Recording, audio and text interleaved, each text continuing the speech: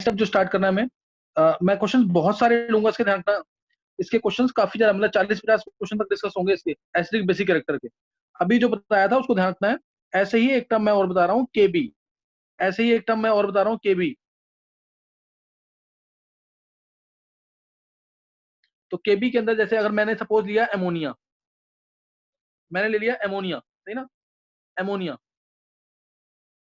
इसमें डाला H2O, H2O डाला तो ये रिलीज करेगा NH4 plus plus OH ions. जो OH आयंस देगा वो बेस, जो OH नेगेटिव आयंस देगा वो बेस। अब इसमें मैं केबी को रिप्रेजेंट करूंगा ना अगर, तो केबी होगा concentration of NH4 plus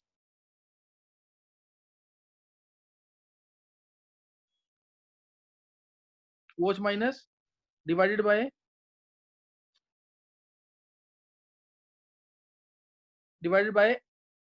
NH3, concentration NH3। Water को नहीं लेंगे,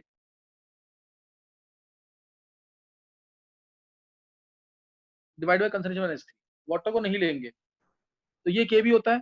अब केबी डायरेक्टली प्रोपोर्शनल किसके है, OH आयंस के।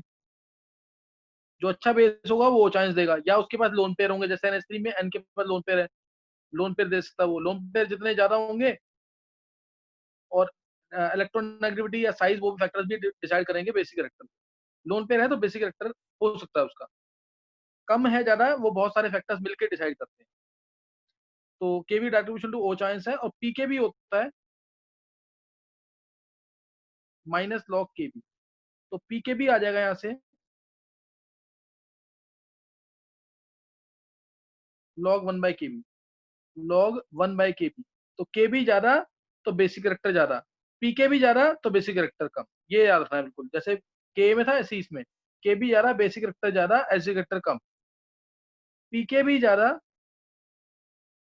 तो बेसिक कैरेक्टर कम, और एसिड कैरेक्टर ज्यादा, एसिड कैरेक्टर ज्यादा, उल्टा भी बोल सकते हैं। तो ये ध्यान रखना है, इसको भूलना नहीं बिल्कुल भी। ये भी मैं काफी यूज करूंगा। पीके भी ज्यादा यानी बेसिक कैरेक्टर कम है, के भी ज्यादा यानी बेसिक कैरेक्टर ज्यादा है। नेक्स्ट नोट करेंगे आगे। वही लिखा है पर concentration of products by concentration of reactant, concentration of products by concentration of reactant, ये ध्यान रखना है। नेक्स्ट नोट करेंगे।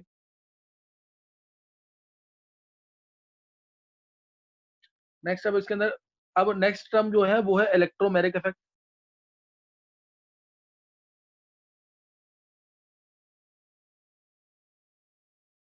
ये इफेक्ट बहुत इंपॉर्टेंट नहीं है, लेकिन पूरी केमिस्ट्री में यूज होगा। इलेक्ट्रोमेरिक इफेक्ट मतलब ये तुम्हें दिमाग में रखना है, जिसके पास इलेक्ट्रॉन्स जाएंगे उसके ऊपर नेगेटिव चार्ज होगा, जिसके पास से इलेक्ट्रॉन जाएंगे उस पर पॉजिटिव चार्ज होगा। जैसे मैं एक एग्जांपल ले रहा हूँ, सपोज मैंने लिया इथीन। इथीन लिया मैंने, इथीन में ऐड कर दिया मैंने H+। इथीन लिया और इसमें ऐड कर दिया H+। H+ यहाँ पे है अटैकिंग रेजेंट। H+ क्या है यहाँ पे, अटैकिंग रेजेंट। ये अटैकिंग रेजेंट है।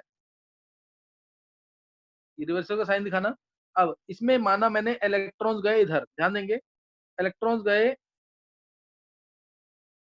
इस कार्बन के पास, तो इस कार्बन पे आ गया नेगेटिव चार्ज, और पीछे वाले कार्बन पे आ गया पॉजिटिव चार्ज। इसी कार्बन पे आ गया नेगेटिव चार्ज, इस कार्बन पे क्या आएगा, पॉजिटिव चार्ज। तो अब ये इस तरह से कुछ हो जाएगी। ये लिखना नहीं है, ये समझाने के लिए बता रहा हूँ। माइनस और यहाँ प्लस, और माइनस पे अटैक कर देगा ये H+। जब H+ अटैक करेगा तो क्या बन जाएगा, माइनस और प्लस न्यूट्रलाइज, और आ जाएगा ये माइनस और H+ जब आएंगे न्यूट्रलाइज हो जाएंगे दोनों, और CH3 बन जाएगा। तो ये बन गया CH2 plus CH3, CH2 plus CH3, ये चीज बन जाएगी। तो ये समझाने के लिए बताया सिर्फ, ये ध्यान रखना चीज का। नेक्स्ट एग्जांपल ले रहा हूँ मैं इसी के अंदर।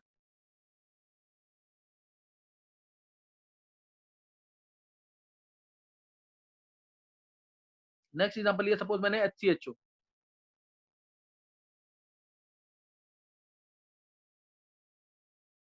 बुक्स में ऐसे दिखा रखा हो, बुक्स पढ़ोगे ना तो क्या पता उसमें ऐसे दिखा रखा हो। एक ही मतलब है, मैंने एक, इन्होंने जनरलाइज कर दिया, मैंने एक एग्जांपल ले दिया, और कोई डिफरेंस नहीं है। और इसमें अटैक किया CN-, CN- यानी साइनाइड आयन का अटैक किया है, ठीक है, साइनाइड आयन का अटैक किया इसमें, तो क्या होगा इसमें, साइनाइड आयन का अटैक किया। अब इसमें इलेक्ट्रॉन तो O ही लेके जाएगा, क्यों, क्योंकि O इलेक्ट्रॉन जा रहा है। O इलेक्ट्रॉन लेके गया तो O पे आया नेगेटिव, C पे आया पॉजिटिव। O पे आया नेगेटिव चार्ज, इस तरह से कुछ हो जाएगा, और C पे आ जाएगा पॉजिटिव। तो अब Cn नेगेटिव जो है वो अटैक कर देगा किस पे, वो अटैक कर देगा C पॉजिटिव, यानी इस C पॉजिटिव अटैक कर देगा Cn माइनस। तो ये पॉजिटिव और नेगेटिव न्यूट्रलाइज हो जाएंगे, और कुछ कुछ ऐसी सिचुएशन आ जाएगी, Cn और O नेगेटिव, ये चीज आ जाएगी, H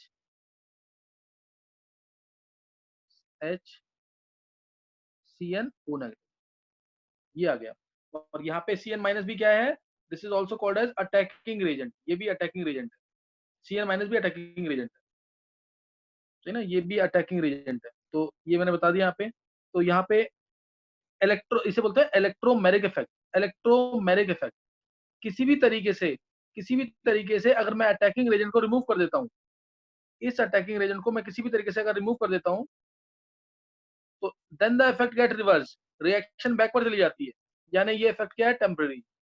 इलेक्ट्रोमेरिक इफेक्ट क्या है, टेम्पररी इफेक्ट है। Because if attacking reagent is removed, then the effect gets reverse, reaction हमेशा रिएक्टेड बना देगी। If the attacking reagent is removed, then the reaction gets reverse, therefore this is temporary effect. Inductive permanent था, ये temporary effect. Inductive permanent था, ये temporary effect है। इसमें pi bond के इलेक्ट्रॉन्स इन्वॉल्व हो रहे हैं, इंडक्टिव में सिग्मा बॉन्ड के इलेक्ट्रॉन्स इन्वॉल्व होते हैं, इंडक्टिव में सिग्मा बॉन्ड के इलेक्ट्रॉन्स इन्वॉल्व होते हैं, इसमें पाई के इलेक्ट्रॉन्स इन्वॉल्व होते हैं, इसमें पाई के इलेक्ट्रॉन्स इन्वॉल्व होते हैं। तो ये इसके अंदर ध्यान रखना है, इंपॉर्टेंट चीज बताइए। अब इसमें दो टर्म्स है, इसमें भी बस सुन लेंगे, ज्यादा बहुत ज्यादा इंपॉर्टेंट नहीं है। प्लस ई इफेक्ट और माइनस ई, प्लस ई इफेक्ट। मैंने डेफिनेशन में क्या बोला, इफ प्लस ई इफेक्ट बोल रहे हैं, इसके अंदर होता क्या एक्चुअल में, electrons of pi bond are transferred to one of the bonded atoms in the presence of an attacking reagent. Definition समझ आ गई होगी इलेक्ट्रोमैग्नेटिक इफेक्ट की। Electrons of pi bond are transferred, electrons of pi bond are transferred to one of the atoms in the presence of an attacking reagent। ये electromagnetic effect है। अब मैं तुम्हें बता रहा हूँ प्लस ई इफेक्ट क्या होगा, प्लस ई और माइनस ई। प्लस ई इफेक्ट समझा दूंगा मैं, लिखना खुद है ये। Plus E effect, plus E effect जिसके पास जो पहला केस है वो प्लस ई का है, जो पहला केस है वो प्लस ई का है, जो दूसरा केस है वो माइनस ई का है। जिसके पास इलेक्ट्रॉन्स गए, जिसके पास इलेक्ट्रॉन गए उसी पे अटैकिंग रीजन ने अटैक किया, तो प्लस ई इफेक्ट। जिसके पास इलेक्ट्रॉन्स गए उसी पे अटैकिंग रीजन ने अटैक किया, तो प्लस ई इफेक्ट। डेफिनेशन बोले तो, if electrons of pi bond are transferred to that atom of the double bond to which the reagent gets finally attached। if electrons of pi bond are transferred to that atom of the double bond to which the reagent gets finally attached, to which the reagent gets finally attached, then it is called as plus effect। तो उसे बोलेंगे plus E effect. और minus E effect में क्या है, जिसके पास electrons गए, minus E effect, जिसके पास इलेक्ट्रॉन्स गए, अटैकिंग रेजेंट ने दूसरे पे अटैक किया, दूसरे पे, तो उसे बोलेंगे माइनस ई इफेक्ट।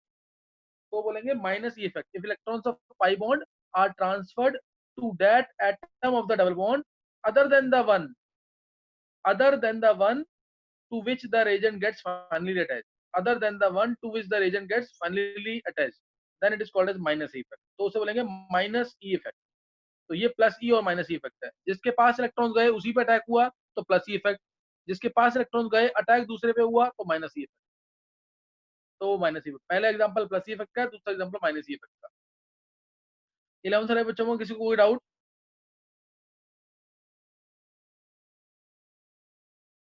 किसी को कोई डाउट है इसमें? No sir, no sir. चलो, हाँ समझ आ गया तो बहुत अच्छी बात है। अब ध्यान देंगे इधर एक चीज, कि अगर प्लस वाला रीजन अटैक कर रहा है, दोबारा बोल रहा हूं मैं, एक वर्ड से पहचान लेंगे इसको। अगर प्लस वाला रीजन अटैक कर रहा है तो हमेशा प्लस ही इफेक्ट होगा। अगर अटैकिंग रीजन पॉजिटिवली चार्ज है, जैसे ये, हमेशा प्लस ही इफेक्ट होगा। और अगर वो नेगेटिवली चार्ज है, जैसे साइनाइड आयन, तो हमेशा माइनस ही इफेक्ट होगा। तो हमेशा माइनस ई इफेक्ट होगा अगर वो है नेगेटिवली चार्ज, जैसे cyanide ion, always minus E effect. तो इलेक्ट्रोमैग्नेटिक इफेक्ट कर लेंगे, इजी है, कोई टफ नहीं है, पूरी केमिस्ट्री में यूज होगा। जिसके पास इलेक्ट्रॉन गए उस पर नेगेटिव आएगा और अटैक करेगा उस पर पॉजिटिव, जिसके पास से इलेक्ट्रॉन गए उस पर पॉजिटिव आएगा, अटैक करेगा उस पर नेगेटिव। बस ये याद रखना है। तो आगे पढ़ेंगे, आगे स्टडी करेंगे। सबसे इंपॉर्टेंट टॉपिक, मतलब जिसके बिना तुम केमिस्ट्री कर ही नहीं सकते, इतना इंपॉर्टेंट टॉपिक है, और वो है रेजोनेंस। रेजोनेंस, अच्छा रेजोनेंस करने से पहले ना एक चीज मैं कुछ तुम्हें पीके वैल्यूज बता रहा हूँ, तुम उसको याद कर लेना। रीजन मैं इसके दूंगा पढ़ाते समय। पीके वैल्यूज में कुछ बता रहा हूँ, इसको याद कर लेना एज इट इज, इससे बहुत बड़ी हेल्प मिलेगी पेपर के अंदर। पीके वैल्यूज, पीके वैल्यू एज करेक्टर के लिए ज्यादा होनी चाहिए, कम होनी चाहिए? एज करेक्टर ज्यादा होने के लिए कम। हाँ, जितना कम पीके वैल्यू, जितना कम पीके वैल्यू उतना ज्यादा, जितना कम पीके वैल्यू उतना ज्यादा एज करेक्टर। तो नोट करेंगे एक बार पीके वैल्यू के लिए। जैसे मैंने लिया, ये बहुत कॉमन चीजें हैं, HSBF6, HSBF6 जिसको हम सुपर एसिड भी कहते हैं। ये पीके वैल्यू लिख रहा हूं ऊपर, पीके वैल्यूज है ये, पीके वैल्यूज। इसकी वैल्यू होती है -12, बहुत ही कम है वैल्यू। तो के कितना हो जाएगा इसका? पीके -12 है, तो पीके -12 है, तो के क्या हो जाएगा इसका? 10 to the power 12. हाँ, 10 की पावर 12। तो के तो बहुत ज्यादा है, तो एजेक्टर ज्यादा। पीके जितना कम उतना ज्यादा अच्छा एसिड। नेक्स्ट नोट करेंगे आगे, H2SO4,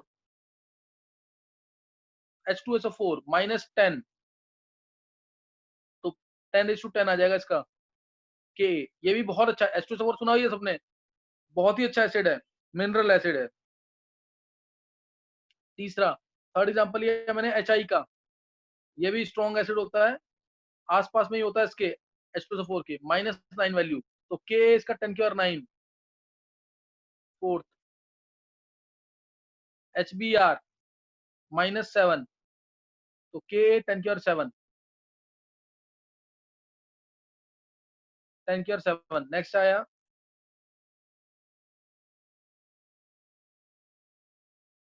HCl -6, या HCl से पहले ना वो ले लो, पिक्रिक एसिड। पिक्रिक एसिड एक और है, चलो इसको मैं लिख देता हूँ, -6 है और 10⁹ हो जाएगा। पिक्रिक एसिड एक, ये आ गया ऑर्गेनिक एसिड। पिक्रिक एसिड याद कर लेना स्ट्रक्चर इसका, बहुत बहुत यूज होगा ये।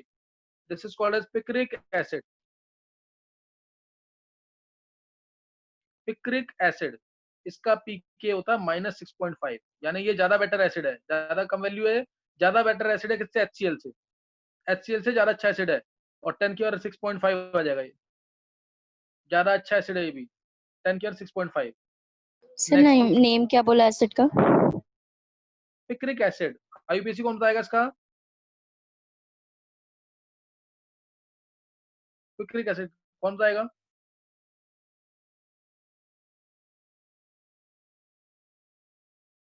सर 2,4,6 इसकी ट्राइनाइट्रोफिनॉल। 0.74 नहीं होती वैल्यू? पिक्रिक एसिड की, पिक्रिक, हाँ एक मिनट, ये पिक्रिक एसिड की नहीं वैल्यू है, एक मिनट ये नोट करेंगे, पिक्रिक एसिड की नहीं है वैल्यू, ये वैल्यू है 0.74, सही है, दक्ष का सही है, ये 0.74 वैल्यू है पीके इसकी।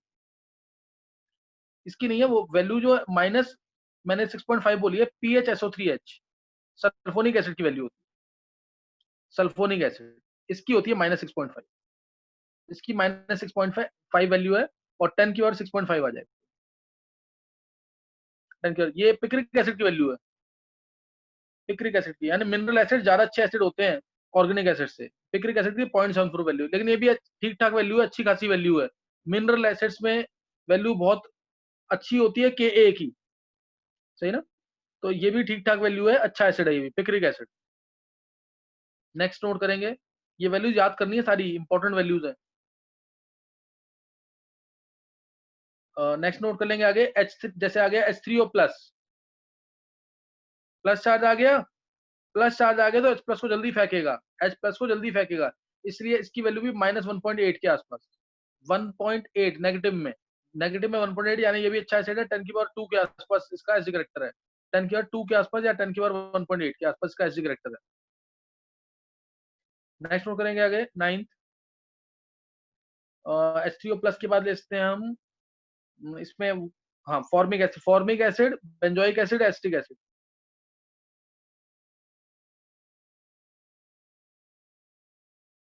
और एसिटिक एसिड। पीके वैल्यू 3.7, 4.2, 4.7, 3.7, 4.2, 4.7, इन तीनों की फॉर्मिक एसिड, बेंजोइक एसिड और एसिटिक एसिड की पीके वैल्यूज, ये इनकी पीके वैल्यूज है। मैं सबके रीजन दूंगा, लेकिन फंस सकते हैं अगर कंसेप्ट क्लियर नहीं होगा तो। कंसेप्ट बहुत इंपॉर्टेंट है इसका, मैं आगे जाके कंसेप्ट दूंगा इसका भी। तो नेक्स्ट आ जाएगा अब इसमें, मैं नेक्स्ट पेज पे लिख रहा हूँ।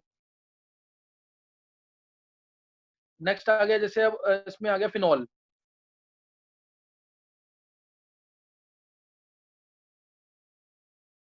फिनॉल, इसकी फिनॉल ले लें या HCN ले लें, एक ही बात है, दोनों की सेम वैल्यू है। फिनॉल और HCN, hydrogen cyanide, hydrocyanic acid बोलेंगे इसको, हाइड्रोसाइनिक एसिड। तो इसकी वैल्यू 10, पीके वैल्यू दोनों की 10। तो के वैल्यू देखो कितनी कम हो रही है अब, 10 की पावर -10, फिनॉल और HCN। नेक्स्ट आ गया anilinium ion, NH3+, anilinium ion, value इसकी 10.7, थोड़ा वीकर एसिड है फिनॉल से, प्लस चार्ज है तब भी 10.7। तो के की वैल्यू क्या हो जाएगी, 10 - -10.7। नेक्स्ट आया अब methanol, methanol water, methanol water ethanol, methanol water ethanol. इसमें इसमें क्या आ जाएगा, वैल्यूज क्या आ जाएंगी इसके अंदर, 15.5, 15.7, 16। तो यहाँ से ये एक तरह से तुम पी के वैल्यू से को चेक करके, जो कि एक एक्सपेरिमेंटल वैल्यू है, इससे ये पता लगा कि मिथेनॉल अकेला एल्कोहल है जो ज्यादा एसिडिक है किससे, वाटर से। Methanol is the only alcohol which is more acidic as compare to water. Methanol is the only alcohol which is more acidic as compare to water, ये याद रखना इसके अंदर।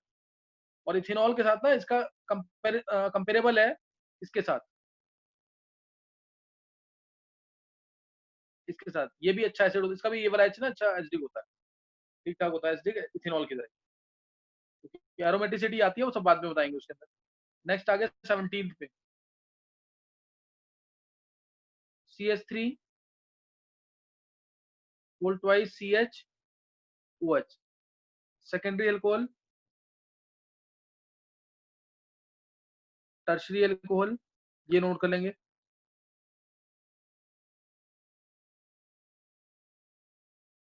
15,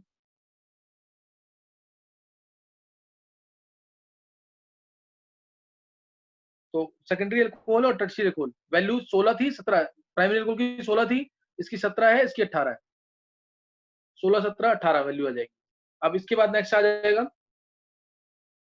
इथाइन, नेक्स्ट पेज पे note कर लेंगे, ये वैल्यूज लिख के याद करना है इसको, इससे हेल्प मिलेगी तुम्हें, बाद में पता लगेगा कि इससे हेल्प कितनी मिल रही है, और रीजन मैं सबके दूंगा इसके। इथाइन, इसकी वैल्यू आती है, इथाइन के लिए वैल्यू आएगी 25, इथाइन के लिए 25। इथाइन के बाद आता है अमोनिया, वैल्यू 32, 32, 31 कुछ भी लिख सकते हैं।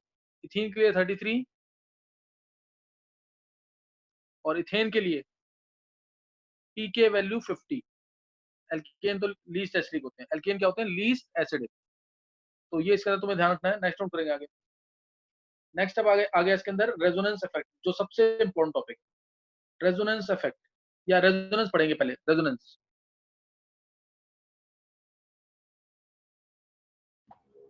सर एक बार लास्ट स्लाइड ओपन करना सर, एक लास्ट की दो वैल्यू देंगे एग्जैक्टली।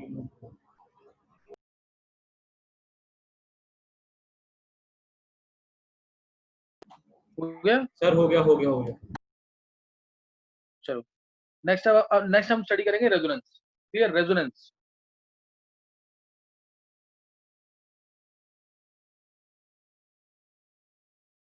रेजोनेंस क्या है, डिटेल लूंगा सारी इसकी, यही सबसे इंपॉर्टेंट टॉपिक है। ये आ गया तो अर्निंग आ गई, समझ, समझने वाला पार्ट क्लियर हो गया अगर ये क्लियर है तो। Resonance, shifting of pi electrons in parallel p orbitals, shifting of pi electrons in parallel यानी सेम एनर्जी वाले parallel p orbitals, shifting of pi electrons in parallel p orbitals, clear, shifting of pi electrons in parallel p orbitals, ये resonance है, ये resonance है। और इसके लिए conditions क्या है, कंडीशंस क्या है, positions of atom should be same, conditions. पहली condition, position of atom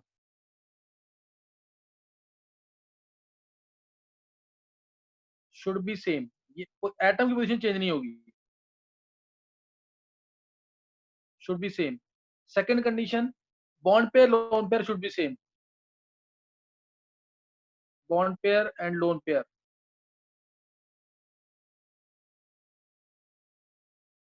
should be same, ये सेम होने चाहिए। लेस एनर्जी डिफरेंस होना चाहिए resonating structure, less energy difference, clear, less energy difference होना, क्या होना चाहिए, लेस एनर्जी डिफरेंस। तो अब कौन से कंपाउंड में रेजोनेंस होगी और कौन से कंपाउंड में रेजोनेंस नहीं होगी, या चांसेस हैं, या फिर कम रेजोनेंस होगी, वो सब स्टडी करेंगे अब। 5 बेसिक कंडीशन है, 5 इसकी बेसिक कंडीशन है। कंजुगेशन का मतलब क्या होता है पहले ये नोट कर लेंगे, कंजुगेशन का मीनिंग। कंजुगेशन इसका मीनिंग क्या होता है, alternate system, alternate system of single and multiple bond, alternate system of single and multiple bonds,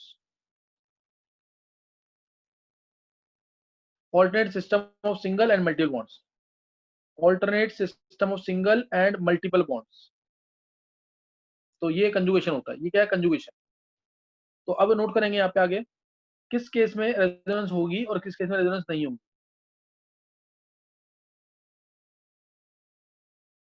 तो पहला पहला केस है, फर्स्ट केस, फर्स्ट केस पाई पाई कंजुगेशन। इसकी एग्जांपल जो है ना, अगर तुमने लिख के नहीं देखा तो कभी तुम सीख नहीं पाओगे, ध्यान रखना इस चीज का।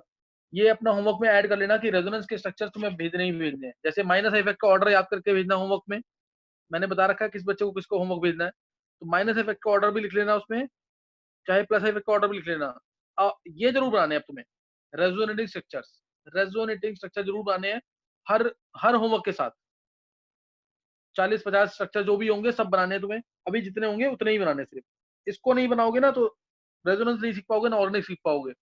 कंपाउंड देखते ही ये पता लग जाए तुम्हें कि ये इस कंपाउंड में रेजोनेंस होगी, या इसमें से अगर मैं इस एटम को हटा दूं तो रेजोनेंस होगी, ये भी पता होना चाहिए। तो पहला केस है पाई पाई कंजुगेशन, यानी पाई bond single bond pi bond आना चाहिए तो रेजोनेंस होगी, पाई bond single bond pi bond आना चाहिए तो रेजोनेंस होगी। तो इसमें स्टार्ट कर रहे हैं, पहले पहला एग्जांपल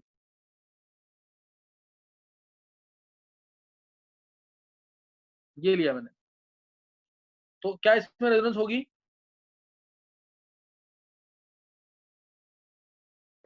Yes, sir. बिल्कुल सही है। 11th वाले बच्चों को पता होना चाहिए, Yes, sir. पाई बॉन्ड आ रहा है, फिर सिंगल बॉन्ड आ रहा है, फिर पाई बॉन्ड आया, फिर सिंगल बॉन्ड आया, फिर पाई बॉन्ड आया, तो इस कंपाउंड में रेजोनेंस होगी। तो इसलिए इस कंपाउंड में रेजोनेंस होगी, समझ आएगा कि नहीं।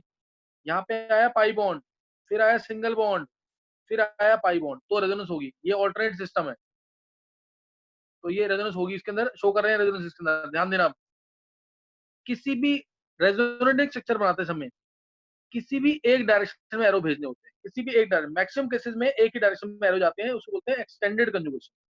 एक ही डायरेक्शन में एरो जाएंगे तो उसे बोलेंगे एक्सटेंडेड कंजुगेशन, जो कि ज्यादा स्टेबल होती है। एक्सटेंडेड कंजुगेशन, एक ही डायरेक्शन में एरो जाएंगे, ये इलेक्ट्रॉन एरो इधर गए तो ये भी एरो इधर जाएगा, ऐसे करके। और यहाँ पे एरो है तो नेगेटिव आएगा चार्ज, पॉजिटिव यहाँ पे एरो है तो नेगेटिव आएगा, यहाँ पॉजिटिव आएगा। और ये नेगेटिव और ये पॉजिटिव मिलेंगे तो बीच में बॉन्ड बन जाएगा। नेगेटिव और पॉजिटिव मिलेंगे तो दोनों न्यूट्रलाइज कर देंगे, एक बॉन्ड। रेडिकल, एक सिंगल इलेक्ट्रॉन मिलेगा तो दोनों एक दूसरे को न्यूट्रलाइज करके एक बॉन्ड, दोनों खत्म हो जाएंगे, रेडिकल रेडिकल। नेगेटिव पॉजिटिव दोनों खत्म हो जाएंगे, क्या बन जाएगा, बॉन्ड बन जाएगा। रेडिकल रेडिकल दोनों खत्म हो जाएंगे, क्या बन जाएगा, बॉन्ड बन जाएगा। बस यही केस ध्यान रखने हैं, इसी को मैं यूज करूंगा बस। मैं आपको ध्यान देंगे। अब स्ट्रक्चर बना रहा हूँ, रेजोनेटिंग स्ट्रक्चर्स। ये गए पाई के इलेक्ट्रॉन, मान लिया मैंने, इधर गए, ऐसे ही एरो होना चाहिए, बिल्कुल पाई बॉन्ड के ऊपर से एरो दिखाना और कार्बन के पास एरो एंड करना। पाई बॉन्ड के ऊपर से एरो दिखाना और कार्बन के ऊपर एरो को एंड करना। इलेक्ट्रॉन इधर गए तो कार्बन पे चार्ज आ गया नेगेटिव, और पीछे वाले कार्बन पे चार्ज आ गया पॉजिटिव। पॉजिटिव आ गया इसके ऊपर, इसीलिए इसको इलेक्ट्रॉन चाहिए। पॉजिटिव आया इसके ऊपर तो इसलिए इसको इलेक्ट्रॉन चाहिए, इसलिए ये वाले इलेक्ट्रॉन भी इधर ही जाएंगे, इसी कार्बन के पास। तो सिचुएशन आएगी कुछ ऐसी, प्लस बॉन्ड हट गया, पाई बॉन्ड माइनस और ये प्लस। एक बार चेक करो, किसी को समझ, कोई डाउट हो किसी को तो पूछ सकते हो। ये तुम्हें स्ट्रक्चर दिखाना नहीं है पेपर के अंदर, ध्यान रखना चीज का। मैं जो भी इसके बाद स्ट्रक्चर बनाऊंगा वो बनाना है। इसमें किसी को डाउट है तो पूछ सकते हो।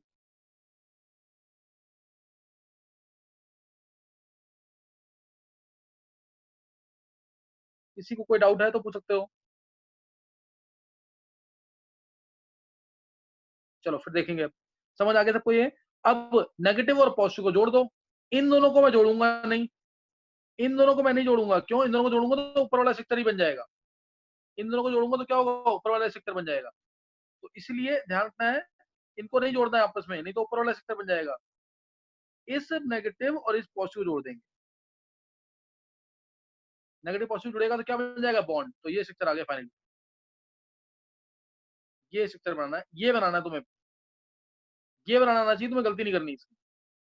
मतलब ये इलेक्ट्रॉन गए इधर, ये इलेक्ट्रॉन इधर गए, नेगेटिव पॉजिटिव जोड़ेंगे तो ये डायरेक्ट ये सेक्टर बनाना आना चाहिए। इस वाले कार्बन ने सिर्फ इलेक्ट्रॉन लिए हैं तो नेगेटिव चार्ज, इस वाले कार्बन ने सिर्फ इलेक्ट्रॉन दिए हैं तो पॉजिटिव चार्ज।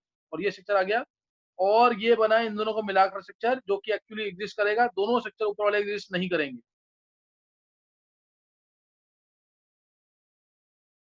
ये सेक्टर सिर्फ एग्जिस्ट करेगा। डबल बॉन्ड इधर भी, डबल बॉन्ड इधर भी, डबल बॉन्ड इधर भी। This structure will exist. Clear? This structure will exist. Both of these structures will not exist. ये hypothetical है। इनको बोलते हैं resonating structures। इनका नाम क्या है? resonating structures।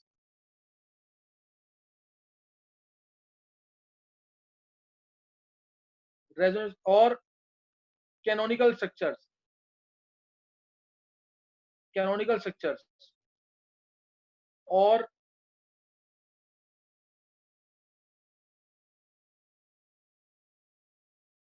हाइपोथेटिकल स्ट्रक्चर्स और इमेजिनरी स्ट्रक्चर्स।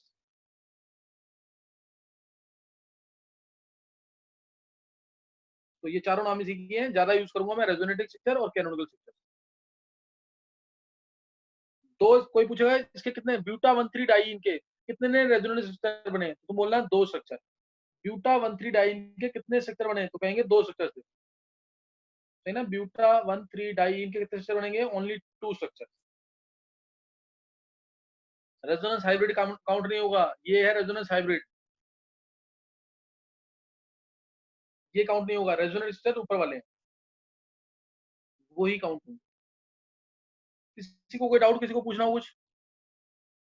सर मुकुल कह रहा है सर उसे एडमिट कर लीजिए। कौन? सर मुकुल। कैसे? एक मिनट।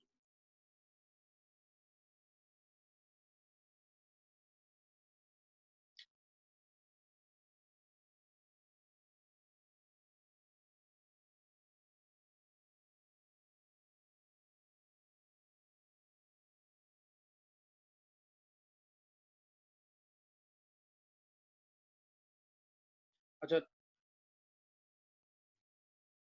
तो ये आ गए स्ट्रक्चर्स इसके। तो ये ध्यान रखना इसके अंदर। नेक्स्ट नोट करेंगे पाई पाई कंजुगेशन, मैंने बता दिया है। पाई पाई कंजुगेशन हो चुका है। नेक्स्ट नोट करेंगे पाई पाई लोन पेयर कंजुगेशन। पहले कंजुगेशन में बता दूंगा सारी, फिर आगे क्लिक करेंगे एक बार। अच्छा, एक चीज और ध्यान रख लेंगे इसके अंदर कि मान लो on the basis of energy, ये एनर्जी दे रखी है और स्ट्रक्चर्स।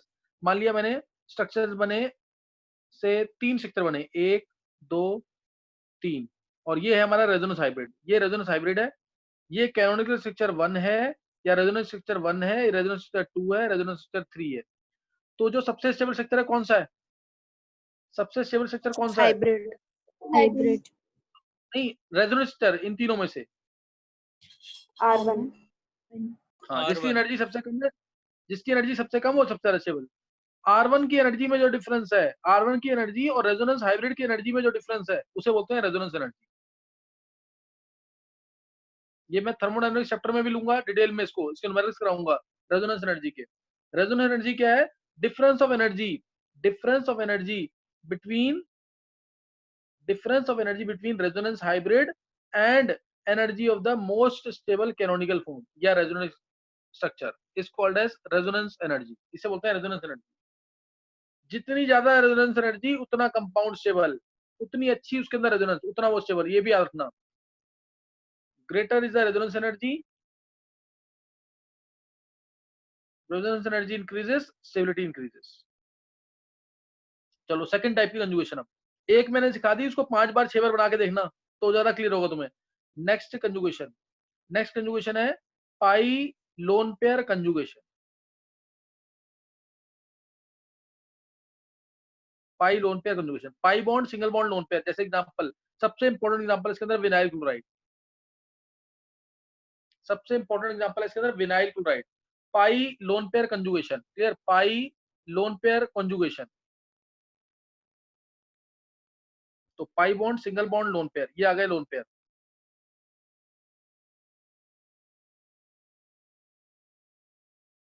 ये आ गए लोन पेयर. क्लोरीन के पास होंगे 3 लोन पेयर. क्यों? क्लोरीन के पास 7 इलेक्ट्रॉन होते हैं. एक इसने शेयर कर लिया इधर, एक इधर शेयर कर लिया, तो लोन पेयर कितने बचे? 6 इलेक्ट्रॉन बच गए. 6 electron means 3 lone pair. 6 electron मतलब 3 लोन पेयर. 6 इलेक्ट्रॉन मतलब क्या? 3 लोन पेयर. तो नोट करेंगे इसमें. अब लोन पेयर हमेशा डोनेट होता है. लोन पेयर हमेशा डोनेट होता है, और किस तरफ? कंपाउंड की तरफ. इधर डोनेट होगा, बाहर तो नहीं करेंगे डोनेट, इस साइड ही जाएगा एरो. अब ये एरो इधर गया तो ये एरो इधर जाएगा. तो ये आ गया स्ट्रक्चर इसका. डबल साइडेड एरो दिखाते हैं. रेजोनेंस का सिंपल है ये double sided arrow. CH2 minus CH double bond Cl plus. Structure बनाना आ गया होगा. ये विनाइल क्लोराइड के अंदर रेजोनेंस हुई है, उसका स्ट्रक्चर है. तो विनाइल क्लोराइड के अंदर जो रेजोनेंस हुई है उसका स्ट्रक्चर है. रेजोनेंस होने से क्या हुआ इसके अंदर? रेजोनेंस होने से क्या हुआ इसके अंदर? Charge separation. चार्ज सेपरेशन हो गया, वो तो दिख रहा है. CCl बॉन्ड की स्ट्रेंथ बढ़ी की कम हुई? CCl बॉन्ड की स्ट्रेंथ बढ़ी की कम हो गई रेजोनेंस होने से? बढ़ गया. बड़ी. हाँ, CCl बॉन्ड की स्ट्रेंथ बढ़ गई. रेजोनेंस होने से CCl बॉन्ड की स्ट्रेंथ बढ़ गई, क्योंकि डबल बॉन्ड कैरेक्टर आ गया. ऊपर सिंगल बॉन्ड था, नीचे क्या गया? Double bond character. तो CCl बॉन्ड की स्ट्रेंथ बढ़ गई. ये बना इसका रेजोनेंस हाइब्रिड. ये इसका रेजोनेंस हाइब्रिड है. डबल बॉन्ड कैरेक्टर दिखा देंगे बीच में दोनों जगह, क्योंकि इधर भी डबल बॉन्ड है, फिर रेजोनेंस होने के बाद इधर भी डबल बॉन्ड आ गया. तो यानी दोनों दोनों जगह पार्शियल डबल बॉन्ड आ जाएगा. जैसे मैंने पीछे दिखाया था, जैसे मैंने पीछे स्ट्रक्चर में दिखाया था तुम्हें, इस वाले स्ट्रक्चर में कि इधर डबल बॉन्ड था, इधर डबल बॉन्ड था, फिर इधर भी आ गया. इसलिए तीनों जगह हो गया डबल बॉन्ड. तो इधर भी पार्शियल बॉन्ड, इधर भी पार्शियल बॉन्ड, इधर भी पार्शियल बॉन्ड. तो तीनों जगह दिखा देंगे पार्शियल बॉन्ड. तो सेम वही चीज मैंने की यहाँ पे. सेम वही चीज मैंने यहाँ पे की है कि डबल बॉन्ड ऐसे दिखा दिया दोनों जगह. तो ये विनाइल क्लोराइड था. This was vinyl chloride. बहुत इंपॉर्टेंट स्ट्रक्चर, विनाइल क्लोराइड. कोई भी ऐसी रिएक्शन जिसमें CCl बॉन्ड का टूटना है, तो वो रिएक्शन ये बहुत स्लो शो करेगा या शो नहीं करेगा. बहुत स्लो शो करेगा या शो नहीं करेगा. जैसे एग्जांपल बोला मैंने, विनाइल क्लोराइड. ये 12th क्लास का बहुत इंपॉर्टेंट क्वेश्चन है. Vinyl chloride is less easily hydrolysed.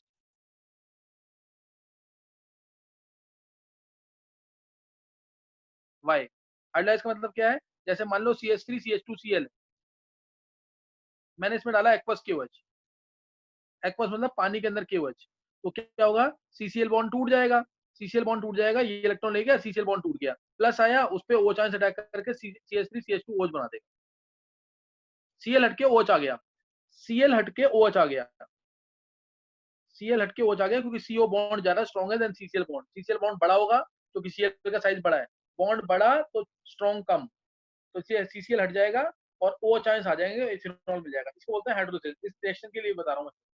वैसे हाइड्रोलाइज का मतलब बहुत बड़ा मीनिंग है. बहुत 3-4 लेक्चर लगेंगे उसको पढ़ाने के लिए.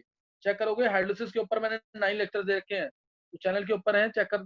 को पढ़ना तो पढ़ लेंगे. इनऑर्गेनिक के लिए एक टॉपिक है पूरा.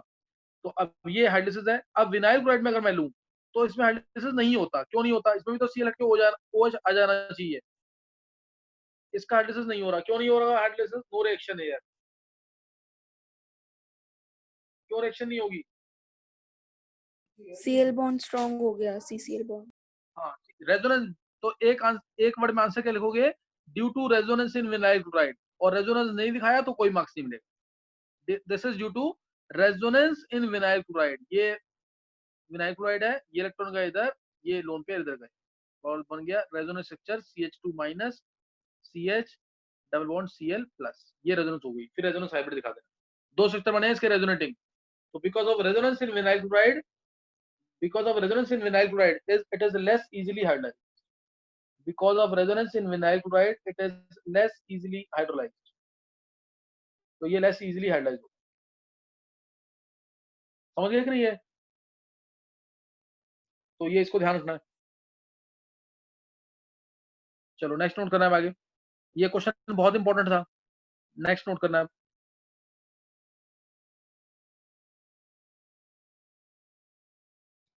नेक्स्ट इसके अंदर एक और लिखेंगे पाई, फिर मैं क्वेश्चन भी कराऊंगा इसके भी। अब लिख रहे हैं pi negative conjugation.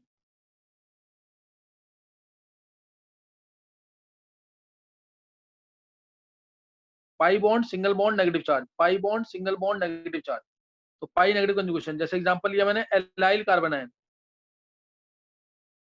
Allyl carbon ion, clear, allyl carbon ion, allyl carbon ion negative charge है लास्ट में, नेगेटिव चार्ज है, pi bond single bond negative दिख रहा है तुम्हें, pi bond single bond negative दिख रहा है तुम्हें, इसलिए नेगेटिव के इलेक्ट्रॉन जाएंगे रिंग में। नेगेटिव का मतलब लोन पेयर लेना तुम, नेगेटिव मतलब लोन पेयर, ये इलेक्ट्रॉन का इधर, ये इलेक्ट्रॉन इधर। इस कार्बन ने सिर्फ इलेक्ट्रॉन लिए हैं इसलिए इस पे नेगेटिव, पाई बॉन्ड इसका हट गया, बीच में आ गया डबल बॉन्ड, इस कार्बन ने इलेक्ट्रॉन दिए हैं लेकिन नेगेटिव पहले से था तो अब कोई चार्ज नहीं आएगा, ये स्ट्रक्चर बन जाएंगे और ये resonance hybrid.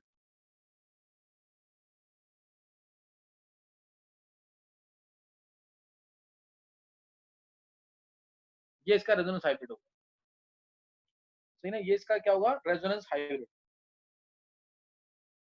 So this is allyl carbon ion,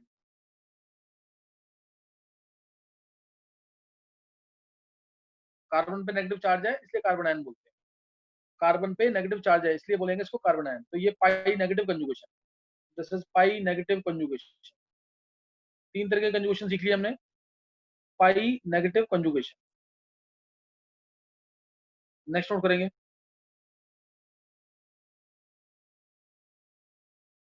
pi positive. Next class अभी स्टार्ट होगी भाई 4-5 मिनट में।